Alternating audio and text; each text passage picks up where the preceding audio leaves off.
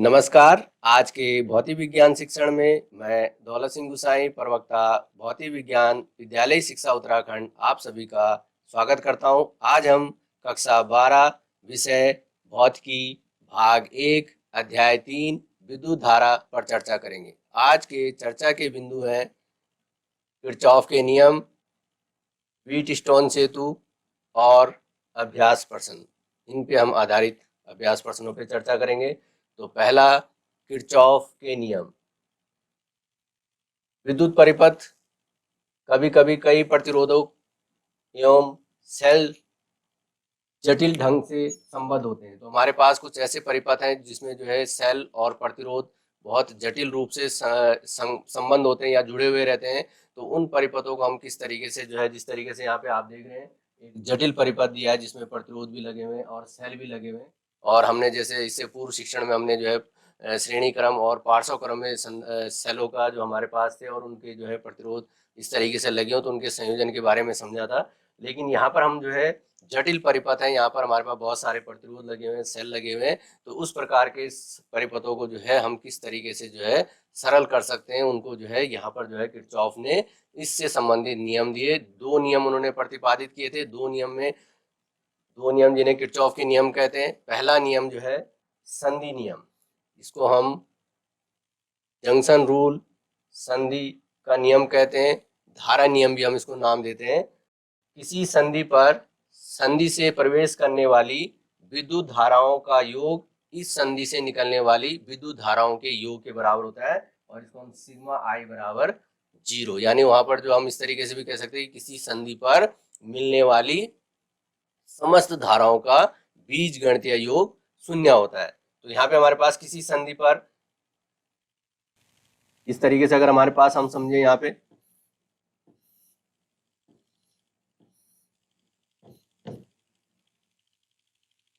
हमारे पास एक संधि हमने ले ली O, और यहाँ पर हमारे पास इस संधि पर जो है कुछ धाराएं I1,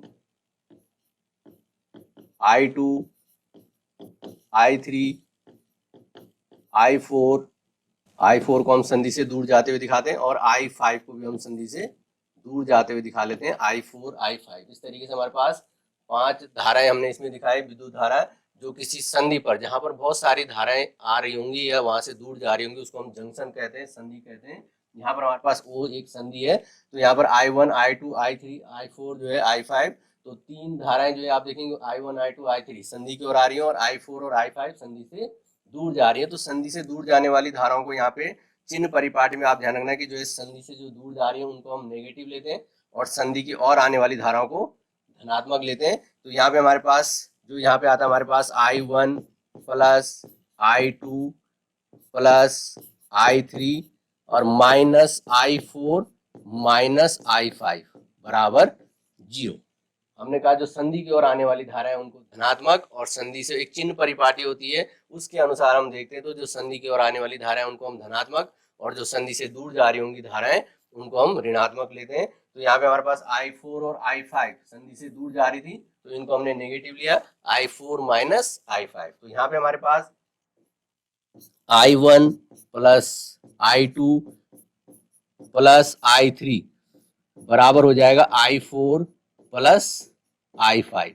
तो यहाँ पे आप देख रहे होंगे जो हमने इसके जो है अभी हमने नियम में बताया कि किसी संधि में प्रवेश करने वाली धाराओं का योग इस संधि से दूर जाने वाली धाराओं के योग के बराबर होता है। तो यहाँ पर वही चीज यहाँ पे आ रही है, संधि की ओर 3 धाराएं आ रही थी, उनका योग I1 plus I2 plus I3 हुआ, और जो संधि से दूर जा रही थी I4 और I5 उनका योग जो है क्या होता है, आपस में बराबर होता है।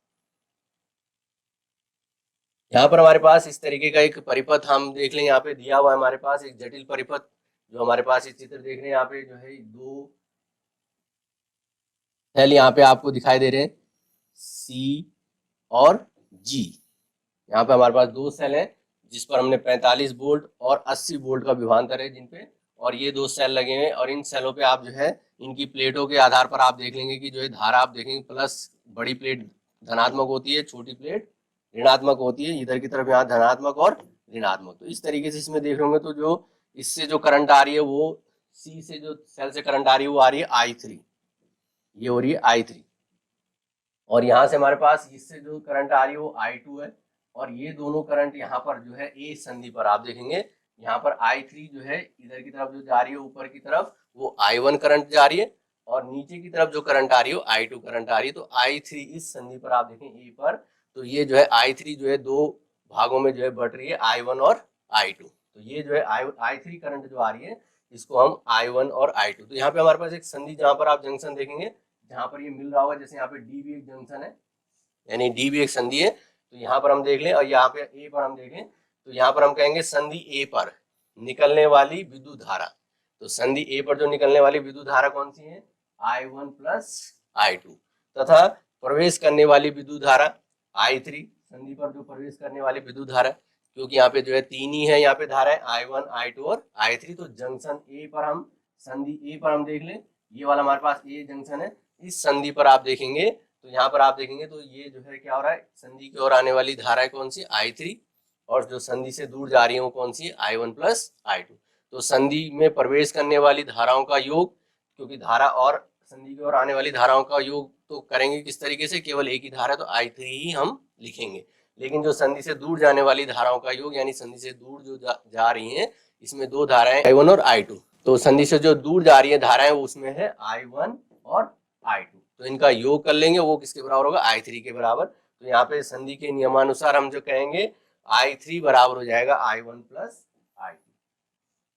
तो ये है संधि का प्रथम नियम, जिसको जो यही हमारा जो है किरचॉफ का प्रथम नियम है, जिसको हम संधि नियम भी कहते हैं, धारा नियम भी कहते हैं। और यहाँ पे आप देखोगे I3 plus I1 plus I2, और यहाँ पे आप देखोगे कि जो है जितना धारा आ रही है उसी जो है अनुपात में जो है धारा क्या हो रही है, बाहर को जा रही है, तो I1 प्लस I2 उसी के बराबर होता है, क्योंकि जो है आवेश प्रवाह की दर ही विद्युत धारा कहलाती है। हमें पता है कि जो आवेश प्रवाह की दर है वही क्या कहलाती है, विद्युत धारा कहलाती है।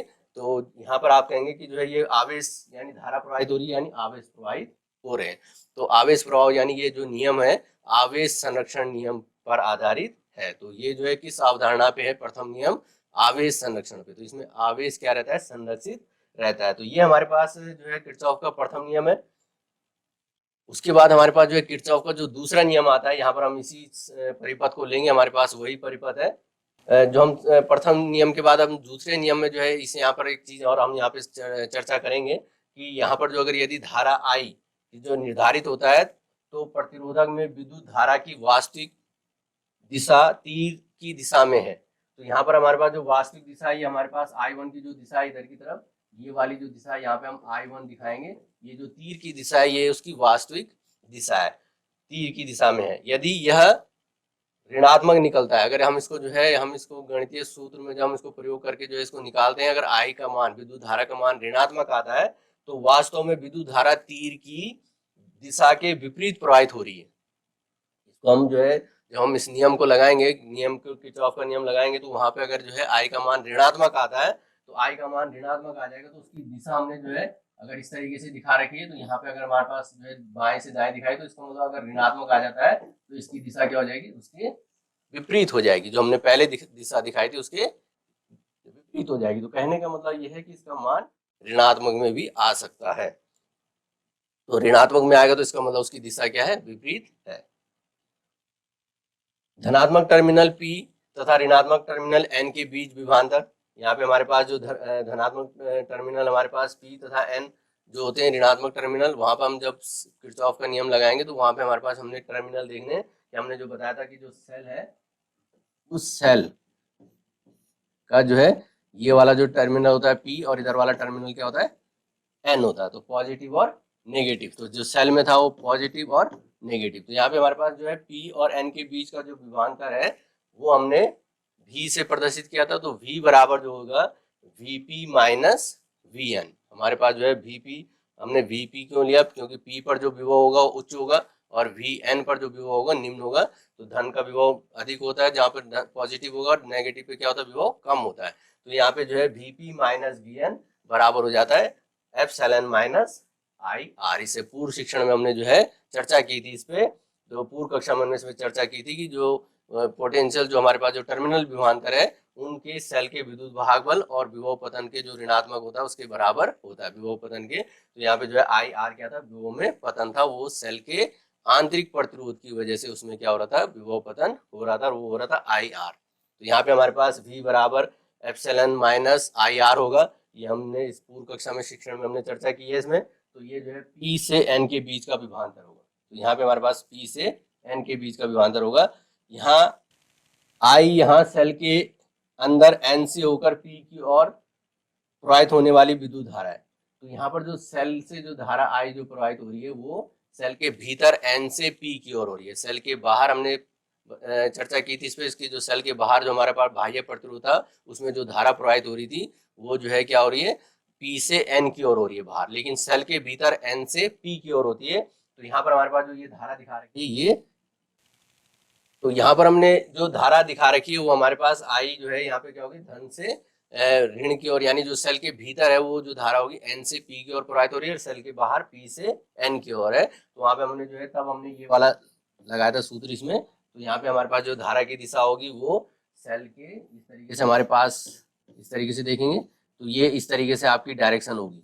ये हमारे पास पॉजिटिव है, ये वाली नेगेटिव है। तो यानी P से बाहर की ओर जो धारा की दिशा होगी, और सेल के भीतर आप देखेंगे सेल के भीतर जो है क्या होगा, ये होगा N2P, N2P, N से P की ओर। इसी प्रकार से यदि सेल में से होकर बहने वाली धारा को चिन्हित करते हुए P से N की ओर बढ़ते हैं। अब हम जो है सेल के भीतर अब हम जो है क्या करें, P से N की ओर बढ़ते हैं। अब यहाँ पे जो है V जो इसका जो टर्मिनल विभवांतर होगा E जो है इसमें, सॉरी यहाँ पे जो टर्मिनल कट रिपीट करेंगे यहाँ पे, तो इसके बीच का जो टर्मिनल विभवांतर है V बराबर हो जाएगा एप्सिलॉन प्लस IR। यहाँ पे आप देखेंगे अब हमारे पास जो सेल से हम जो है धारा, यहाँ पे हमारे पास इस तरीके से सेल है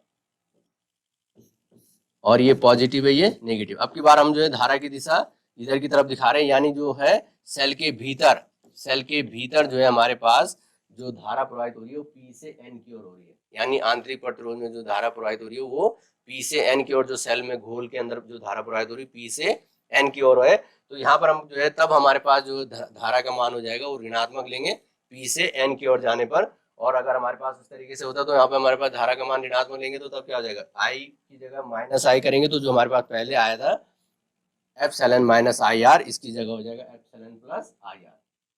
और ये स्थिति जो है सेल की कब कहलाती है, जब सेल जो है चार्ज हो रहा होगा, आवेशित हो रहा होगा। जब हम सेल को चार्ज करते हैं उस समय जो है इसका जो धारा की प्रवाह होता है सेल के भीतर वो P से N की ओर होता है, लेकिन जिस समय वो डिस्चार्ज हो रहा होता है, निरावेशित हो रहा होता है, उस समय N से P की ओर होती है सेल के भीतर। ये इसको आपको ध्यान में रखना है। तो इस तरीके से हम लोग जो है यहाँ पर हम जो है चिन्ह परिपाटी का जो हम प्रयोग करेंगे उससे आप समझेंगे किरचॉफ के नियम में। वही परिपथ यहाँ पे हमने जो है दिखा रखा है। यहाँ पर जो है जो C और G दो हमारे पास सेल लगे हुए 45 वोल्ट और 80 वोल्ट के जो है सेल लगे हैं। यहाँ पर हमारे पास जो दूसरा जो नियम आता है किरचॉफ का वो है पास या लूप नियम, इसको हम लूप नियम भी कहते हैं। प्रतिरोधकों तथा सेलों से सम्मिलित किसी बंद पास के चारों ओर विभव परिवर्तनों का बीज गणितीय योग शून्य होता है। तो हमारे पास के जो चारों ओर, यानी जो हमारे पास जहां से हमने प्रारंभ किया वहां से जो है पूरा एक लूप लेंगे, बंद पास लेंगे, वहां पे हमारे पास एक बंद पास होगा। यहाँ पे इस तरीके से आप देख सकते हैं ये जो है, अगर हमने यहाँ से A से चलना प्रारंभ किया तो AHDCBA, ये जो पॉइंट दिखा रखे हैं AHDCBA एक लूप हो जाएगा। इस लूप में हमारे पास को पास भी हम कहते हैं, मैश भी कहते हैं। तो ये हमारे पास जो लूप है इसमें जो एक बिंदु से अगर हमने चलना प्रारंभ किया तो उसमें प्रतिरोधकों तथा सेलों से सम्मिलित, तो जो पूरे प्रतिरोधक होंगे उसके जो है तथा सेलों से सम्मिलित किसी भी बंद पास के चारों ओर जो विभव परिवर्तन होगा उसका बीज गणितीय योग शून्य होता है। सिग्मा डेल्टा V बराबर 0, यहाँ पे हम कहते हैं सिग्मा डेल्टा V बराबर 0। तो इसके जितने भी विभव होंगे, यानी जो है सेल सहित सेल को भी विभव आपने देना है, उसको जो है एप्सिलॉन अगर होगा तो उसमें एप्सिलॉन लिखना है। तो वहाँ पे अगर हमारे पास जो भी विभव होगा तो उसको हमने जो है क्या करना है, उसके जो विभव को सेल सहित हम इसको रखते हैं। तो ये हमारा क्या कहलाता है, विभव परिवर्तन कहलाता है। तो पूरे A से चल के प्रारंभ करेंगे DHDCBA, एक बंद पास कहलाएगा यहाँ पे। किसी बिंदु से प्रस्थान कर यदि वापस उसी बिंदु पर आते हैं तो कुल परिवर्तन शून्य होना चाहिए। तो यहाँ पे हमारे पास इसका मतलब ये होता है, अर्थात ये इसका कहने का ये है कि जिस बिंदु से हमने चलना प्रारंभ किया अगर हम वापस उसी बिंदु पर वापस आते हैं तो उसमें जो कुल परिवर्तन यानी विभव में जो परिवर्तन होगा वो हमेशा शून्य होगा। डेल्टा V बराबर 0, यहाँ पे विभव में परिवर्तन क्या हो जाएगा, शून्य हो जाएगा। इस चित्र से हम यहाँ पे देखें, दो पास यहाँ पे हमारे पास बनेंगे, एक है AHDCBA और दूसरा हो जाएगा AHDE, ये वाला पास हमारे पास AHDEFA, जी क्या है हमारे पास, जो बैटरी यहाँ पे जो सेल लगा हुआ है उस जी है, उसको हमने जी से प्रदर्शित किया है। तो एक जब हम बंद पास की बात करेंगे तो आपने जहां से चलना प्रारंभ किया उसी, जहां पे हम धारा की बात करेंगे, हम मतलब धारा से मतलब जहां से धारा को हमने चलना प्रारंभ किया, जहां से पास को हमने लूप को स्टार्ट किया ए से, वहीं पर जाके हमें समाप्त करना है। जैसे यहाँ पे आप देखोगे ए और अंत में भी ए, यहाँ पर भी ए, अंतिम में भी ए, तो वहां पर पहुंचना जरूरी है, तब जाके वहां पर जो कुल जो विभव परिवर्तन होगा डेल्टा वी बराबर क्या हो जाएगा, 0 हो जाएगा। यहाँ पे हमारे पास लूप हमारे पास लगाए हम AHDCBA, तो यहाँ पे हमारे पास जैसे हमने लगाया तो AH इस तरीके से हम चल रहे हैं। यहाँ पर आप देखें ये वाला जो लूप है हमारे पास, इसका जो चलने की जो दिशा है वो हमारी क्लॉकवाइज, हम कैसे दक्षिणावर्त दिशा में हम चल रहे हैं। तो यहाँ पे हमारे पास जब हम इस वाले पास में चलेंगे तो यहाँ पे आप देखेंगे पहला प्रतिरोध आ गया 30 ओम, इसके मार्ग में जो प्रतिरोध आते जाएंगे उसका विभव हम निकालेंगे, विभव हमारे पास आएगा, ध्यान दें। तो यहाँ पे आपने ध्यान रखना कि इसका जो विभव है, इसमें करंट कितनी आ रही है, यहाँ पे जो करंट आ रही है वो आ रही है हमारे पास I1, करंट कितनी आ रही है, धारा जो जा रही है I1, और जो प्रतिरोध है वो 30 है, तो 30 को हम किससे गुणा कर देंगे, I1, क्योंकि विभव का जो सूत्र होता है V बराबर ओम के नियम से IR, V बराबर क्या होता है IR, तो यहाँ पे हम V बराबर IR का प्रयोग करेंगे तो ये हमारे पास विभव निकलेगा। तो जो विभव होगा 30 ओम पर वो कितना हो जाएगा, IR से हम देखें I की जगह I1 और R की जगह 30 हो जाएगा, तो 30 को हम I1 से गुणा करें तो 30 I1 हो जाएगा। अब यहाँ पे एक चीज ध्यान रखनी है हमने कि जो है हम धारा की दिशा में जब हम चल रहे हैं तो इनका जो संगत गुणा होगा, इसके चिन्ह परिपाटी के अनुसार आप देखेंगे तो हमारे पास जो है यहाँ पे हमारे पास धारा क्या होती है, हमेशा उच्च विभव से निम्न विभव की ओर प्रवाहित हो रही है। तो हमारे पास उच्च से निम्न की ओर जाएंगे तो आप समझेंगे इधर की तरफ उच्च है, यहाँ पे हमारे पास प्लस है, इधर की तरफ माइनस है, तो उधर से जिधर की तरफ हम जा रहे होंगे उसी का साइन यहाँ पे हम लगाते हैं, तो यहाँ पर हमारे पास आ जाएगा -30I1। इसको आपने ध्यान रखना है क्योंकि किरचॉफ से संबंधित आपके अभ्यास के प्रश्न होंगे, वहां पे भी आपको ध्यान रखना है। 30I1 ये हो जाएगा, माइनस में क्यों आया, क्योंकि हम उसी दिशा में चल रहे जिस दिशा में धारा है, और वो धारा जो है प्लस से माइनस की ओर जा रही है, यानी जो है धारा में से क्या होती है, उच्च विभव से निम्न विभव की ओर। तो वहाँ पे जो है धारा में जो है क्या हो रहा है, जो हमारे पास I1 का मान, और जब हम विभव में हमारे पास जो कमी हो रही है तो V बराबर IR हम जब करेंगे तो ये -30I1 आएगा। उसके बाद आगे चलते हैं, इस पास में हम देखिए फिर आया, हम यहाँ से कोई प्रतिरोध नहीं है, D से अब आ रहे हैं, D से C और C से B, तो आप देखेंगे D से C और D से C पर जब आप आएंगे तो D से और C के बीच में एक सेल लगा हुआ है, तो उस सेल पर आप देखेंगे, सेल पर जो है यहाँ पर हमारे पास ये हो जाएगा नेगेटिव और ये वाला हो जाएगा पॉजिटिव। अब हमारे पास सेल में ध्यान रखना है, हमारे पास यहाँ पे आप अच्छी तरीके से इसको समझेंगे कि किस तरीके से हम यहाँ पे जो चर्चा कर रहे हैं, जिस बिंदु पर आपने जो है किरचॉफ के नियम लगाने, तो यहाँ पे हमारे पास ये जो है माइनस से प्लस की ओर जब आ रहे हैं हमारे पास, तो यहाँ पर हमारे पास जो है 45 वोल्ट है, तो 45 वोल्ट है, तो यहाँ पे आप जब इसको करेंगे तो ये जो है +45 आ जाएगा। माइनस से प्लस की ओर जाने पर हम जो चल रहे हैं वो दिशा हमारे पास है D से C की ओर, D से C में आप देखेंगे माइनस से हम प्लस की ओर, यानी N से P की ओर, तो यहाँ पे हमारे पास हो जाएगा ये प्लस में आएगा 45 वोल्ट, और उसके बाद हमारे पास हम देखें यहाँ पर हमारे पास आ जाएगा ये जो 45 है, ये वाला जो है यहाँ पे आप देखेंगे एप्सिलॉन जो हमारे पास है, एप्सिलॉन का मान यहाँ पर जो है 45, उसी को यहाँ पे लिखा गया है, ये जो 45 है यहाँ पर आ गया है। उसके बाद हमने जो है यहाँ पे जो है, उसके बाद हम आगे आए, यहाँ पर आप देखेंगे यह ये जो है 1 ओम है और यहाँ पर 40 ओम है, एक है 1 ओम और एक है 40 ओम, तो यहाँ पे आप देखेंगे तो ये जो हो जाएगा यहाँ पे इधर की तरफ हमारे पास आ रहे हैं, और इस वाली शाखा में आप देखेंगे D से A की तरफ जो हम चल रहे हैं उस शाखा में जो करंट है वो धारा कितनी है I3, इस पे भी आपने ध्यान देना है, धारा कितनी है I3। तो यहाँ पे आप जब इसको करेंगे तो हमने कहा था कि जो है यहाँ पर हम जो है चल रहे हैं जिस दिशा में, उस दिशा में क्या हो जाएगा, हमारे पास प्लस से माइनस की ओर चल रहे, तो जो विभव होगा तो वो हमारे पास किस में आएगा, माइनस में आएगा, तो ये वाला हो जाएगा यहाँ पे हमारे पास -1 × I3। यहाँ पे आप समझ पा रहे होंगे कि जो -1 × I3 है, यहाँ पे हमने क्यों लिया, ये जो है हम जो है धारा की दिशा में चल रहे हैं, तो धारा हमारे पास इस दिशा में चल रही है I3, उसी दिशा में हम चल रहे हैं, तो वहां पे हमारे पास जो करंट की डायरेक्शन में अगर हम लूप के हिसाब से चलते हैं तो डी से ए की ओर चल रहे हैं, तो वहां पे हमारे पास 1 × I3 हो जाएगा माइनस में। अब हमारे पास दूसरा यहाँ पे एक और प्रतिरोध है 40 ओम का, तो ये हो जाएगा -40 × I3। तो यहाँ पे आप देख रहे होंगे कि हम उसी दिशा में चल रहे हैं, तो यहाँ पे फिर से जो है 40 × I3 इन दोनों का जो गुणा हो जाएगा वो माइनस में हो जाएगा। और यहाँ पर हमारे पास जो आपकी बुक्स में, आपके जो पाठ्य पुस्तक में है, वहां पर आप देखेंगे तो -I3 और -40I3 ये जो है 41I3। अब ये ऐड होकर क्या हो जाएगा -41I3। यहाँ पे आप समझ पा रहे होंगे कि -40I3 और -I3 जोड़ के जो है कितना हो गया -41I3। तो इस तरीके से जो हमारे पास एक समीकरण यहाँ पे हमारे पास जो मिलेगी, इस तरीके से हमें प्राप्त होगी। ये हमने जो है इस तरीके से हमारे पास, क्योंकि हमें जो है I1 I2 प्रत्येक शाखा में आपको जो है धारा पूछी जाएगी कि I1 का मान बताइए, I2 का मान बताइए, और I1 और I2 जब आप ज्ञात कर लेंगे तो I3 आप स्वतः ही ज्ञात कर सकते हैं, क्योंकि I3 बराबर हमने संधि के प्रथम नियम में जाना था कि I3 बराबर क्या होता है I1 + I2 होता है। तो यहाँ पे हमारे पास ये दो, इससे हमारे पास I1, यहाँ पे हम I3 को जो है यहाँ पर चेंज कर सकते हैं, I3 बराबर क्या लिख सकते हैं, I1 + I2 लिख सकते हैं। उसके बाद हमारे पास जो दूसरा लूप है, दूसरा लूप लेंगे हम यहाँ पे AHDEFGA। तो यहाँ पे आप देखें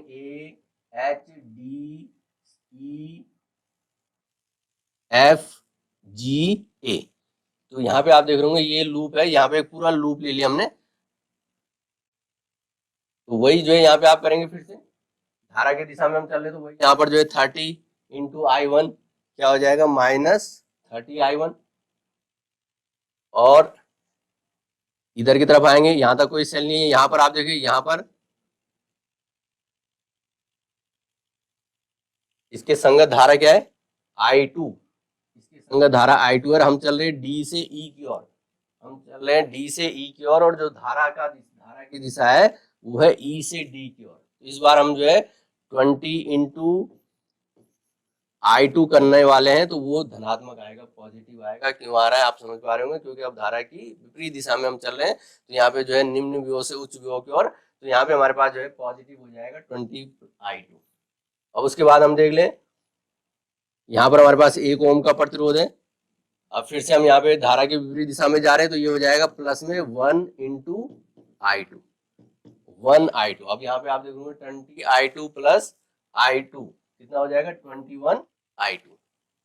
तो यहाँ पे आप समझ पा रहे होंगे कि 21I2 किस तरीके से आया है। तो यहाँ पे जो है हमने 20I2 + 1 × I2, क्योंकि धारा के विपरीत दिशा में हम चल रहे हैं, तो यहाँ पे हमारे पास माइनस वाला जो है यहाँ पे प्लस का हो जाएगा, तो ये +I2 + 20I2 कितना हो जाएगा 21I2। अब हम सेल की बात कर ले, यहाँ पर जो सेल है यहाँ पे प्लस से माइनस, अब की बार हम प्लस से माइनस की ओर जा रहे हैं, तो इसलिए जो है हमने -80 वोल्ट लिया है सेल का विद्युत वाहक बल।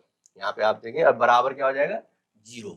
क्यों हो रहा है, क्योंकि हमने जो पढ़ा था डेल्टा V बराबर क्या हो जाएगा 0, सिग्मा डेल्टा V।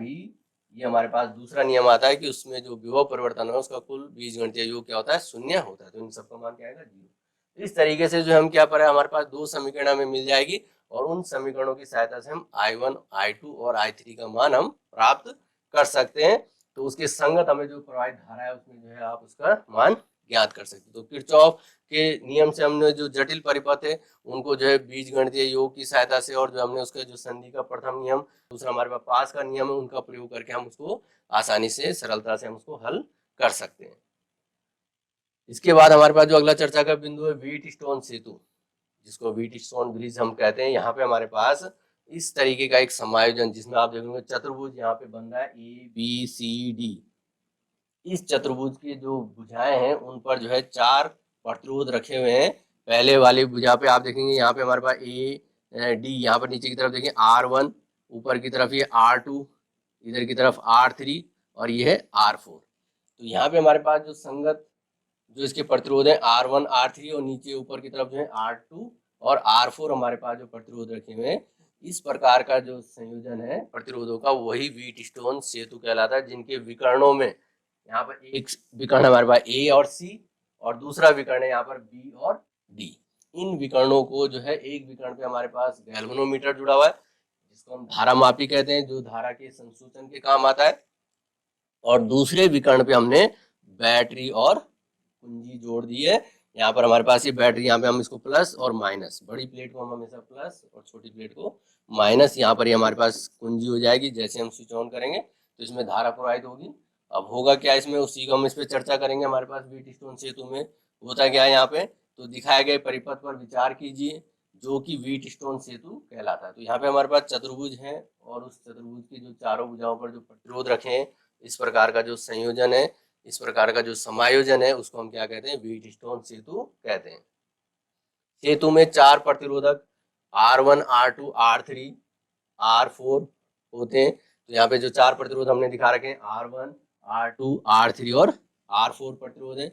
इनमें से आप देखेंगे एक हमने जो यहाँ पे लिखा हुआ अज्ञात, ये वाला अज्ञात प्रतिरोध कहलाता है। नीचे वाला जो है मानक भुजा, ये हमारे पास मानक भुजा कहलाती है। यहाँ पे विकर्णता विपरीत बिंदुओं, चित्र में A तथा C के एक युग्म से कोई विद्युत स्रोत संबद्ध है, यानी जो हमने उसमें सेल जोड़ा है, बैटरी जोड़ी है, यह अर्थात AC बैटरी भुजा कहलाती है। जिसको हमने जो है विकर्ण A और C लिया है, उस भुजा को हम क्या कहते हैं, विकर्ण, जो हमारे पास बैटरी के साथ जुड़ी है, तो इसलिए हम इसको बैटरी भुजा नाम देते हैं। तो ये जो है बैटरी भुजा कहलाएगी A और C।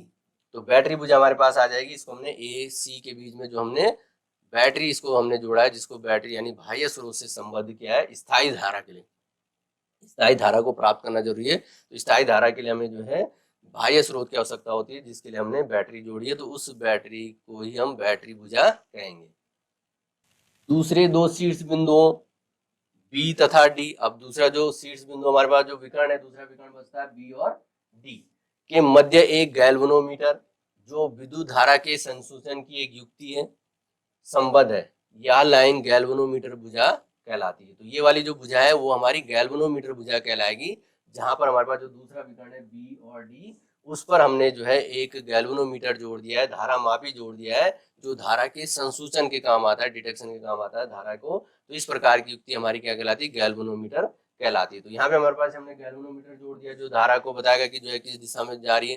तो यहाँ पे अगर धारा जो है, इसमें हमारे पास जो गैल्वेनोमीटर जो धारा मापी की सुई अगर बाएं और दाएं जो है विक्षेपित होती, तो उससे पता लगता है कि धारा किस दिशा में प्रवाहित हो रही है। अगर धारा जो है संसूचन में गैल्वेनोमीटर में कोई विक्षेप उत्पन्न नहीं होता है, न धारा बाएं जाती है, न शून्य जो है, सॉरी कट रिपीट, जो सुई है, जो हमारे पास धारा मापी की सुई है, वो न बाएं विक्षेपित होती है, न दाएं विक्षेपित होती है, शून्य पर ही रहती है। तो उसको शून्य विक्षेप की स्थिति कहते हैं, यानी नगण्य स्थिति भी कहते हैं।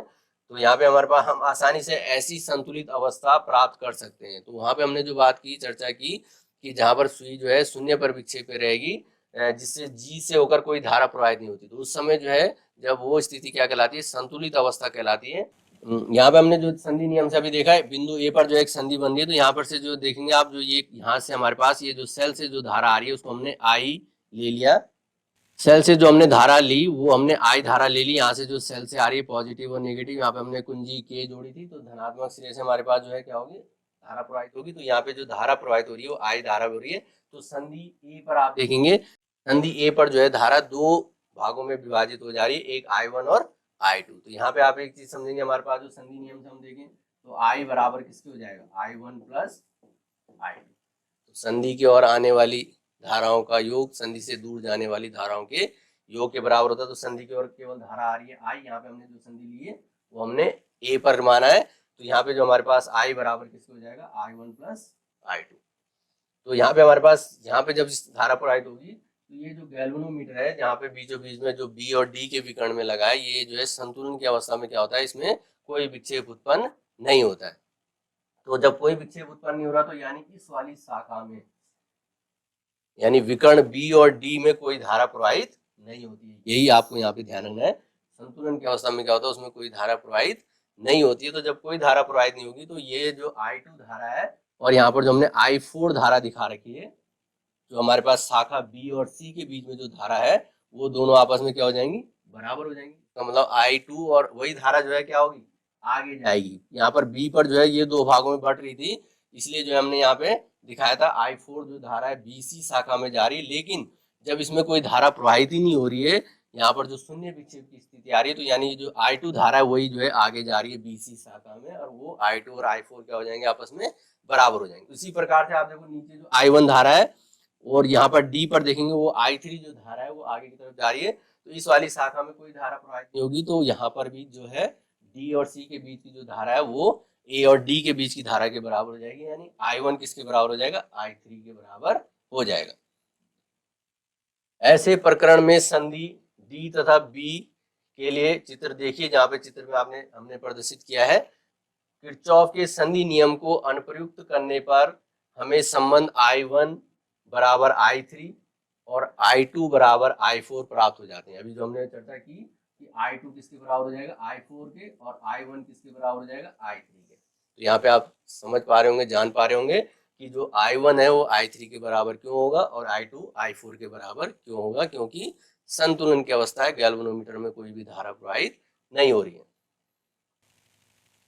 हम बंद पासों ADBA तथा CBDC पर किरचॉफ के पास नियम को अनुप्रयुक्त करते हैं, पहले पास से प्राप्त होता है। तो यहाँ पे हमारे पास दो पास हम लेंगे, पहला पास हमने लिया ADBA, तो यहाँ पे आप देखेंगे ADBA, ये वाला पास हमने जो है पहला पास लिया ADBA, त्रिभुज आप देख रहे होंगे त्रिभुज जैसे बन रहा है, तो यहाँ पे हमने ADBA, और जो दूसरा पास लिया हमारे पास, इस तरीके से हम इसमें दिखाएंगे भी, इस तरीके से हम इसमें चल रहे हैं, ये इसकी वाली दिशा जो है यानी ADBA, ये हमारे पास हो जाएगी एंटी क्लॉकवाइज वामावर्त दिशा में। और इसके बाद हमारे पास जो दूसरा है CBDC,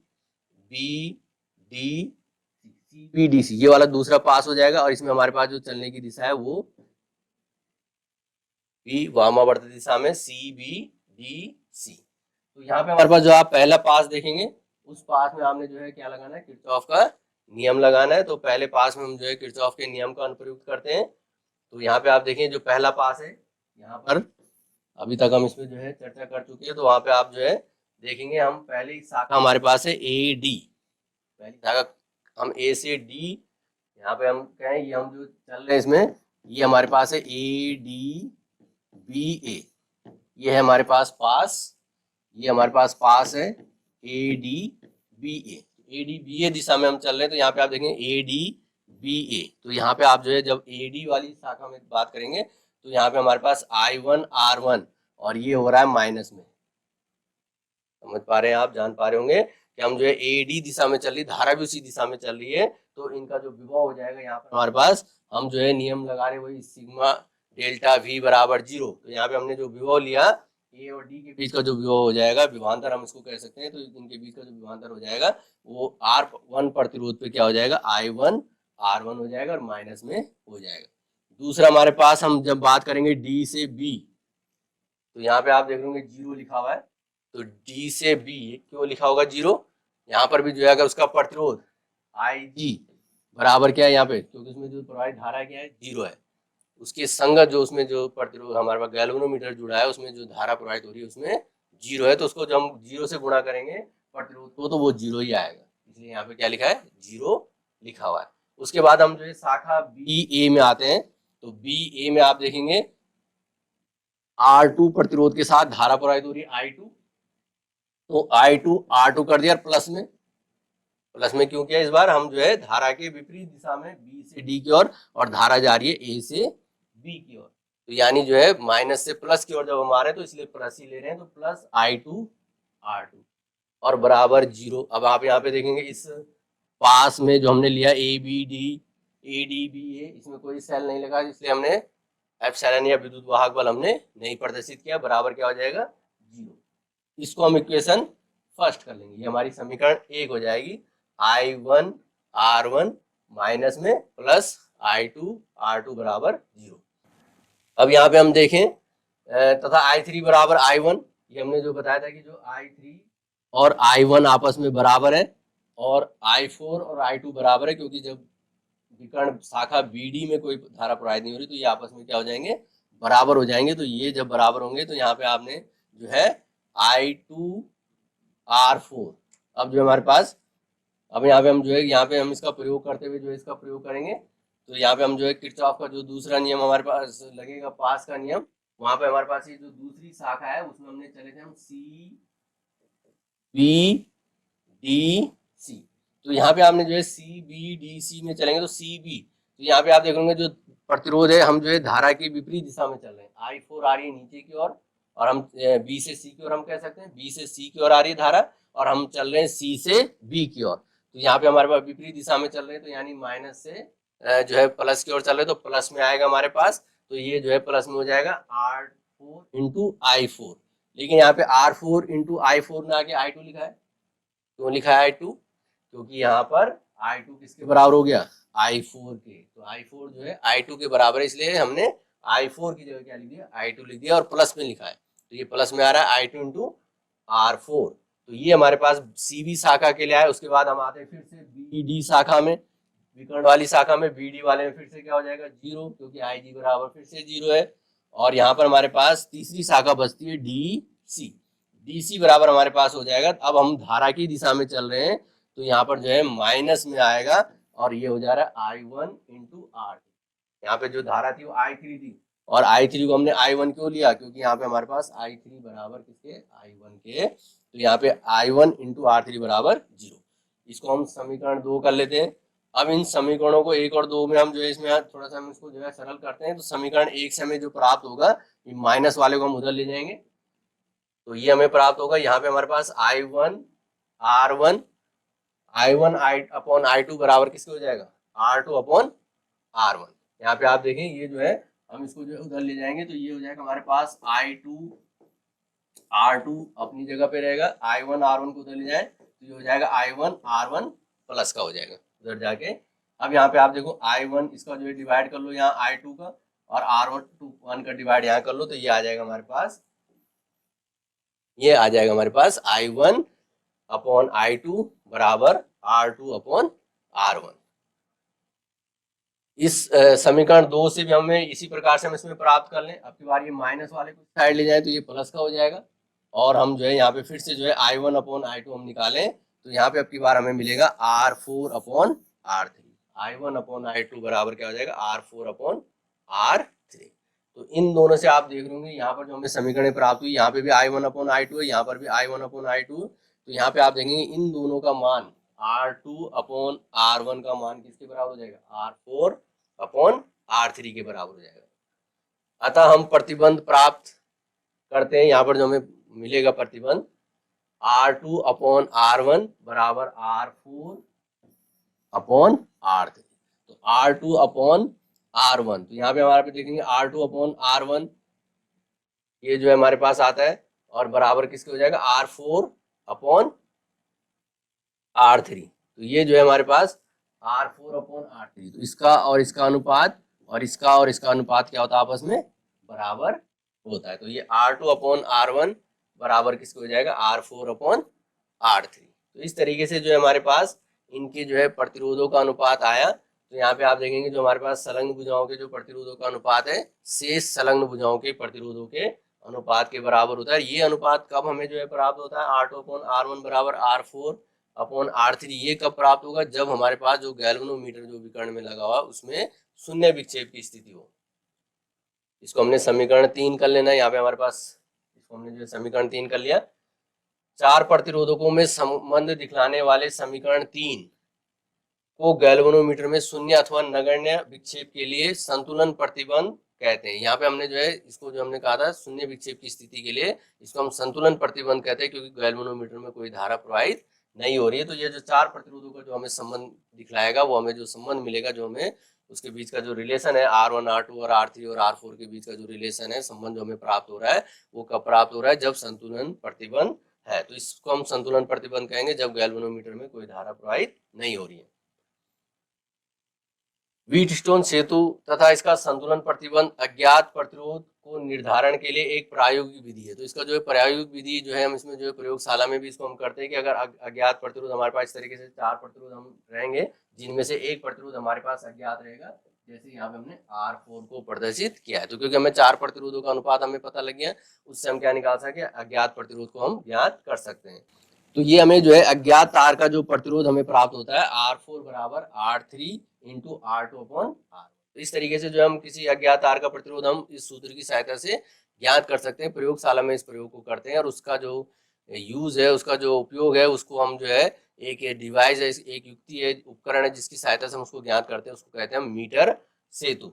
तो इस सिद्धांत को उपयोग में करने वाली जो प्रायोगिक युक्ति है मीटर सेतु कहलाती है। इसका जो नाम है इसको मीटर सेतु कहते हैं, जिसकी सहायता से हम प्रयोगशाला में किसी अज्ञात तार का प्रतिरोध ज्ञात करेंगे। उस प्रयोग को भी हम देखेंगे किस तरीके से हम उस प्रयोग को निकालते हैं। तो अगले शिक्षण में हम उसको चर्चा में करेंगे कि जो है किस तरीके से आप जो है प्रयोगों के आधार पर किसी अज्ञात तार का प्रतिरोध ज्ञात कर सकते हैं। तो वो मीटर सेतु की सहायता से हम किसी अज्ञात तार का प्रतिरोध ज्ञात कर सकते हैं। और उसका ये सूत्र ये आएगा यहाँ पे R4 बराबर R3 into R2 upon R1। तो इस तरीके से जो हमने व्हीट स्टोन सेतु और जो है हमने किरचॉफ के नियम का प्रयोग हमने व्हीट स्टोन सेतु में भी प्रयोग किया। इसके बाद हम एक अभ्यास का प्रश्न इसमें देख लें। प्रश्न है, किसी कार की संचायक बैटरी का विद्युत वाहक बल 12 वोल्ट है। यदि बैटरी का आंतरिक प्रतिरोध 0.4 ओम हो तो बैटरी से ली जाने वाली अधिकतम धारा का मान क्या है। तो हमारे पास एक संचायक बैटरी है जो कार में लगी हुई है, उसका विद्युत वाहक बल ईएमएफ हमें दिया है 12 वोल्ट और इसका जो आंतरिक प्रतिरोध है 0.4 ओम है। तो इसको हम हल किस तरीके से करेंगे, जो हमारे पास दिया हुआ है सबसे पहले हम उसको देख लें। दिया है सेल का विद्युत वाहक बल, इसको एप्सिलॉन बराबर हम लिखेंगे 12 वोल्ट, ये हमारे पास दिया हुआ है। आर बराबर हो जाएगा 0.4 ओम, आंतरिक प्रतिरोध को हम आर से दिखाते हैं, और आई मैक्सिमम यानी अधिकतम विद्युत धारा में ज्ञात करनी है। तो अधिकतम विद्युत धारा हमारे पास ज्ञात करनी है, तो सेल से जो प्राप्त धारा में बैटरी से जो प्राप्त धारा है उसका जो सूत्र होगा आई बराबर epsilon upon R plus R. इससे पूर्व शिक्षण में हमने इस पर चर्चा की है। तो जो हमारे पास आई हमें जो मिलेगा वो हो जाएगा आई बराबर हो जाएगा epsilon upon R plus R. यहाँ पे हमारे पास जो अधिकतम धारा अगर हमें सेल से प्राप्त होगी तो उस समय बाह्य प्रतिरोध क्या होगा, शून्य होगा। तो आर बराबर क्या हो जाएगा, शून्य होगा, तो प्राप्त धारा अधिकतम होगी। तो यहाँ पे तो हमारा आर का मान यहाँ पे हम शून्य कर लें तो आई बराबर जो हो जाएगा एप्सिलॉन अपॉन आर हो जाएगा। यहाँ पे हम जो एप्सिलॉन का मान हमारे पास दिया है 12 वोल्ट उसको रख लें, और आर का मान दिया है 0.4 ओम उसे रखते हैं। तो यहाँ पे पॉइंट हटाएं तो ये जो है ऊपर 0 होगा, 4 से जो है कैंसिल होगा, 120 तो ये 30। तो यहाँ पर जो है इसका मान आ जाएगा आई बराबर हो जाएगा 30 एम्पियर। तो ये जो है 30 एम्पियर जो है इसकी धारा होगी, तो अधिकतम धारा में जो है प्राप्त होगी। तो अभी तक हमने जो शिक्षण किया उस पर हम देखें कि कितना हम उसको समझ पाए, कितना हम उसको जान पाए। तो उसमें हमारे पास कुछ प्रश्न यहाँ पे हम देखें, किरचॉफ के नियम की मूल अवधारणा क्या है। तो किरचॉफ का जो प्रथम नियम है उसकी मूल अवधारणा क्या है। तो किस सिद्धांत में जो है प्रथम नियम जो प्रदर्शित है, आवेश के संरक्षण को व्यक्त करता है। हमने कहा था आई जो किसी संधि पर मिलने वाली धाराओं का योग संधि से दूर जाने वाली धाराओं के बीज गणितीय योग के बराबर होता है, यानी जो समस्त धाराओं का योग है वो शून्य होता है, सिग्मा आई बराबर 0। तो ये आवेश संरक्षण को प्रदर्शित करता है। किरचॉफ का द्वितीय नियम की मूल अवधारणा क्या है, तो वहां पे हमारे पास जो मूल अवधारणा ये हमारे जो है क्या होता है, ऊर्जा संरक्षण को व्यक्त करता है, ऊर्जा के संरक्षण को व्यक्त करता है यहाँ पे हमारे पास। क्योंकि जो हमारे पास है कुल विभवांतर जो है, जो उसके विभवांतर में जो परिवर्तन हो रहा है, जो सेल के कहें या जो है विद्युत वाहक बल कहें, उसके जो विभवांतर है उसका जो बीज गणितीय योग होता है वो सदैव शून्य होता है। तो ये ऊर्जा के संरक्षण को व्यक्त करता है। मीटर सेतु किस सिद्धांत पे कार्य करता है, जो हमने प्रायोगिक विधि में हमने कहा था कि एक युक्ति है जिसका मीटर सेतु कहते हैं। तो ये जो है किस में प्रयोग होता है, व्हीट स्टोन सेतु सिद्धांत पे आधारित है। तो ये किस सिद्धांत पे आधारित है, हमारा व्हीट स्टोन सेतु, जिसमें हमने 4 प्रतिरोध दिखाए थे। तो वो संतुलन हमारा जो है, जब धारामापी में कोई विक्षेप उत्पन्न होता है तो संलग्न 2 भुजाओं के प्रतिरोधों का अनुपात अन्य 2 भुजाओं के प्रतिरोधों के अनुपात के बराबर होता है। इसी को हमने व्हीट स्टोन सेतु कहा था।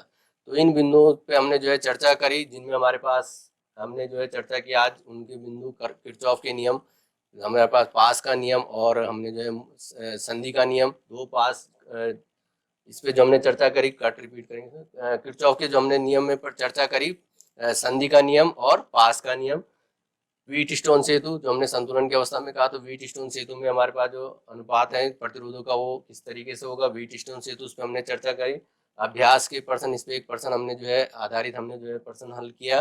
तो इन बिंदुओं पर हमने चर्चा करी, तो उनसे संबंधित जो आप करने का प्रयास करेंगे, किरचॉफ के नियमों का प्रयोग कर विगत वर्षों में प्रतियोगी परीक्षाओं में आए हुए प्रश्नों को हल करने का प्रयास करेंगे। आप किरचॉफ के नियमों का प्रयोग करिए, और उसमें जो है हमने बताया कि जो संगत दिशा में धारा प्रवाहित हो रही है, धारा के दिशा में हम चलते हैं तो हमारे पास आई और आर का जो गुणा होगा वो धनात्मक होगा, और धारा के विपरीत दिशा में चलते हैं तो ऋणात्मक होगा। और सेल पे प्लेटों पे भी हमने ध्यान रखना है, पॉजिटिव से नेगेटिव की तरफ जाते हैं तो नेगेटिव लेंगे विद्युत वाहक बल, और नेगेटिव से पॉजिटिव की तरफ आते हैं तो सेल का विद्युत वाहक बल धनात्मक लेते हैं। तो आज हमने इन बिंदुओं पे चर्चा करी। भौतिक विज्ञान शिक्षण में अगली कक्षा में फिर पुनः मुलाकात होगी, तब तक के लिए धन्यवाद।